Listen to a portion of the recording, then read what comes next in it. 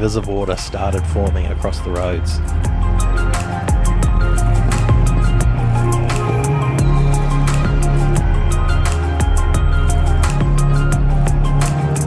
I took the hairpin switchbacks down the last section before getting to the valley floor.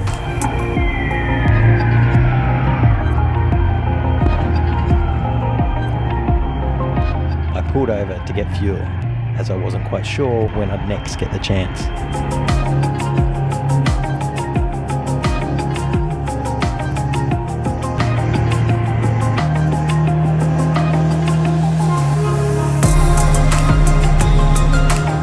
This does look like another gorgeous valley.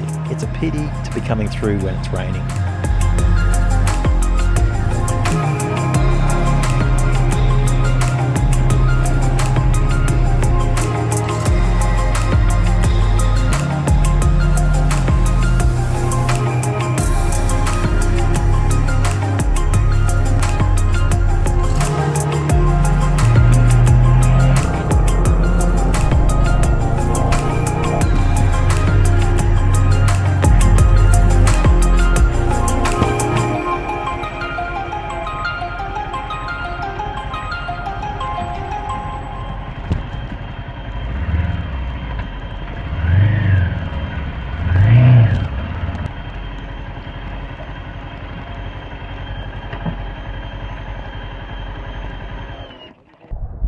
Okay.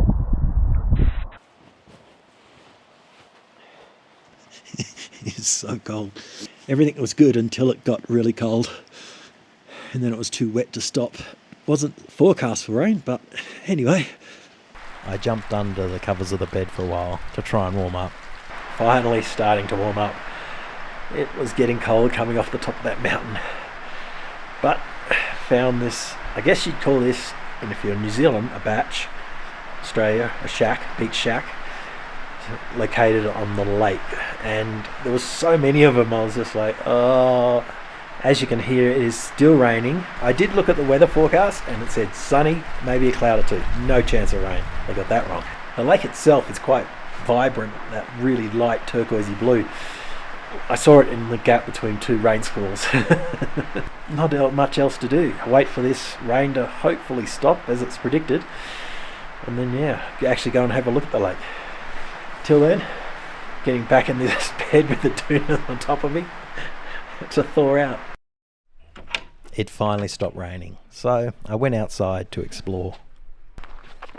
A little bit of fortune, the heavy clouds have gone. We're down to just the light stuff, just sprinkling. So I can actually see this lake and the hills, or is that mountains on the other side? It's pretty spectacular.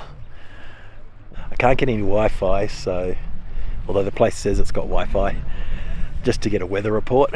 I'm going to have a bit of wander around, see what else I can find out here. I walked down to the water's edge, where they had a lot of prayer flags. For those out there who may not know, prayer flags are used to bless the surrounding countryside. Traditional prayer flags come in sets of 5, each colour representing one of the 5 elements, and the 5 pure lights.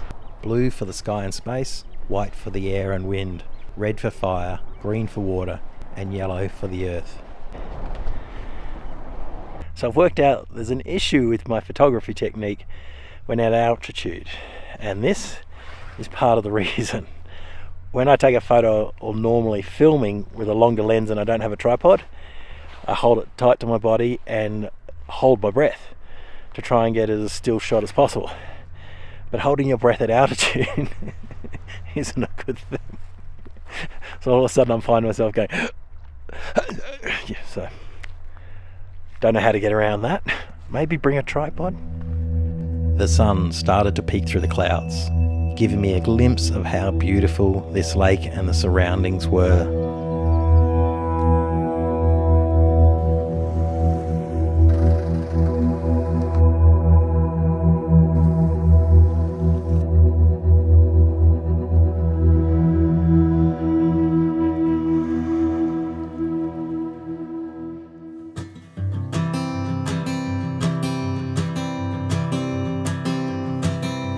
Oh my love, You're such a fragile thing, I know. And with the winter comes the ice, the snow, but I'm here to hold. In the next episode, I explore more of Pangong Lake, ride through incredible valleys and across high deserts. Then I head up to the highest motorable road in the world. The trees haven't started to shed. Just feel the summer sun as it warms. Problem in spring after the snow melt.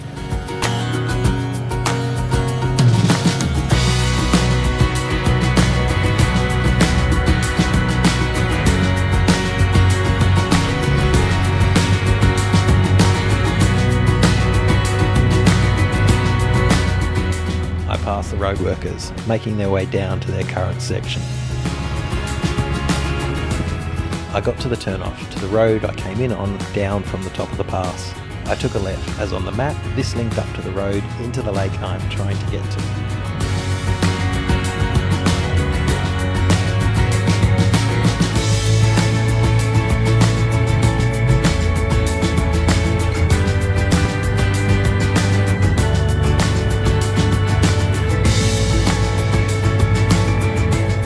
It seems I must have missed a turn.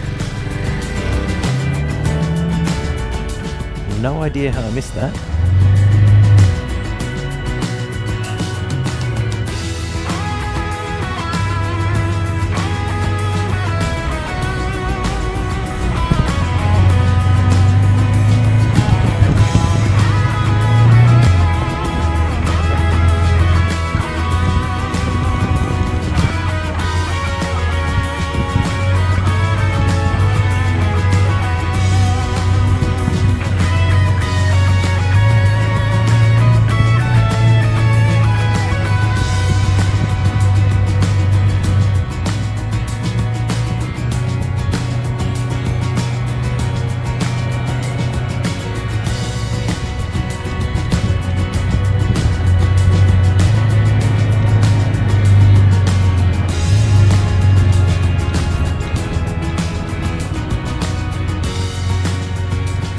Okay, that is a weird place to park an excavator. Not a good sign. Not a good sign at all.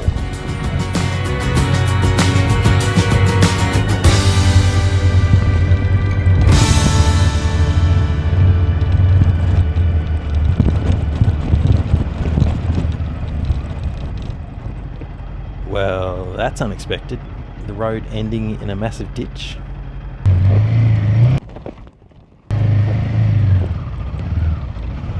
I looked around to see if I'd missed a turn-off, but there was nothing.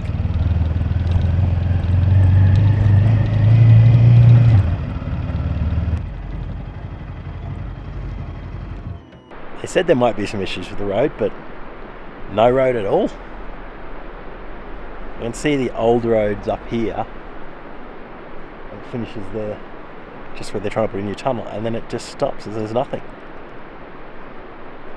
I guess I'm going the long way around.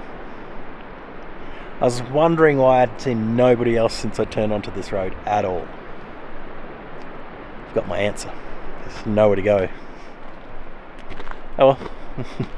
Plan B? Well, there wasn't a plan A, really, was it?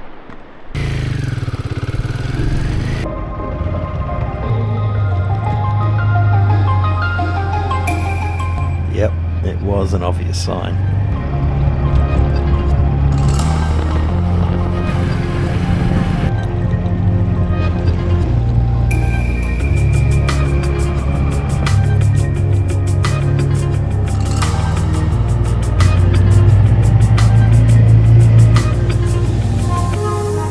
I made it back to the turn-off, so now I had to climb back over the high pass.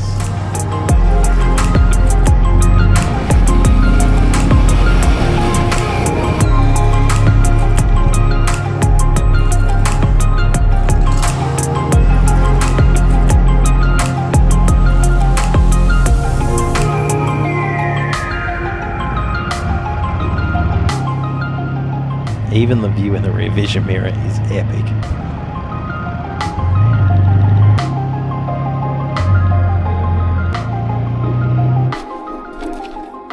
made a quick change of gloves for the cold ahead.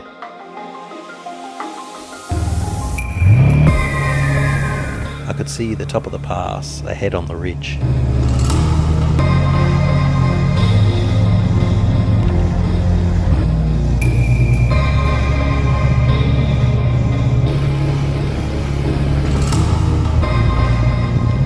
What a majestic valley, and with a rounded bottom, it's a sign it was created by a glacier. I had made the high point of the pass. It was now time to descend.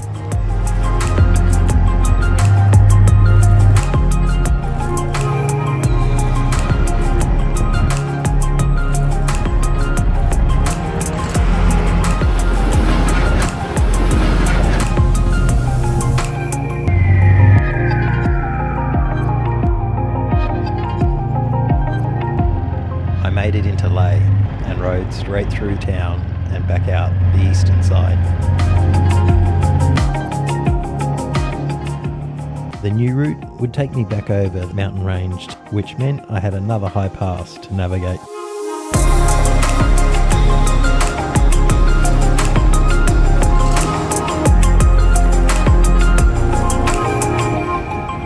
Just pulled over to unblock my ears and take off some of that warm gear and give my legs a bit of a break with my butt. It's getting a bit sore. Oh, my...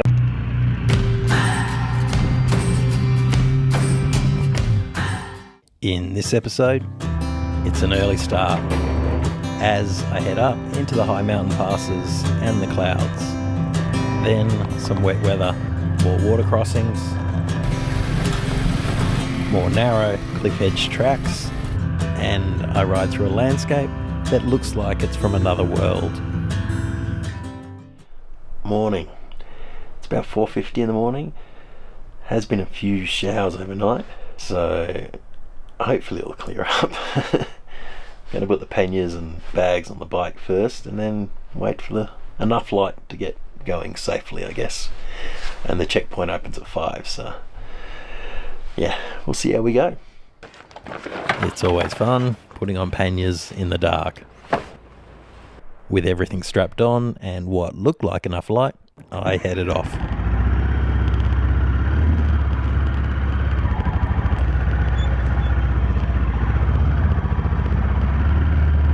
There was a lineup of trucks waiting for the checkpoint to open at 5 a.m. I waited for a couple of minutes. The policeman called me through, but was still struggling with the actual gate.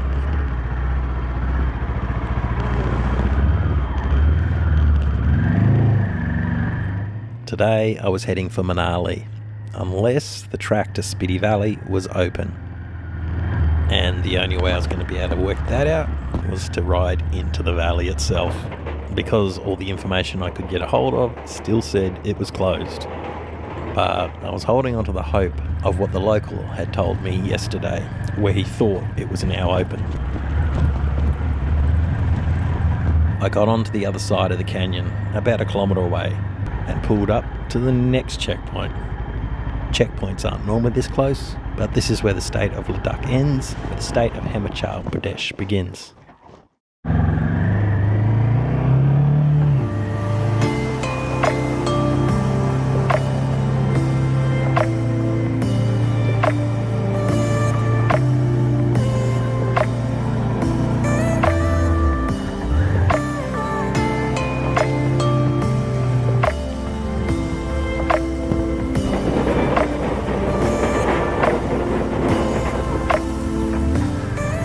Made it to one of the road worker camps.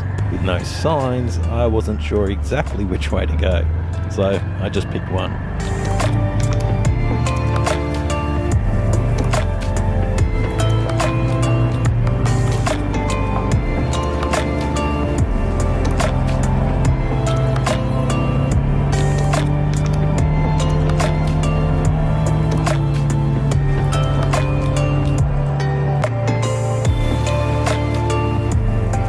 I had been trying to hold off, but my hands were starting to burn from the cold, so it was time for the winter gloves.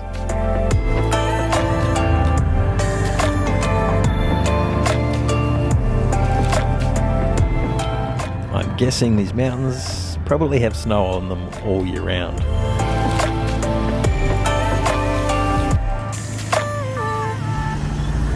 I pulled over for a quick stop to get some shots of the mountains nestled in the clouds.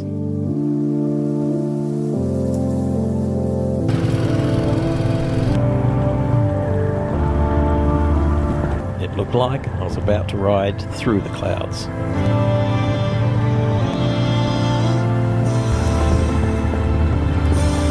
It's wild how that cloud hugs the mountain.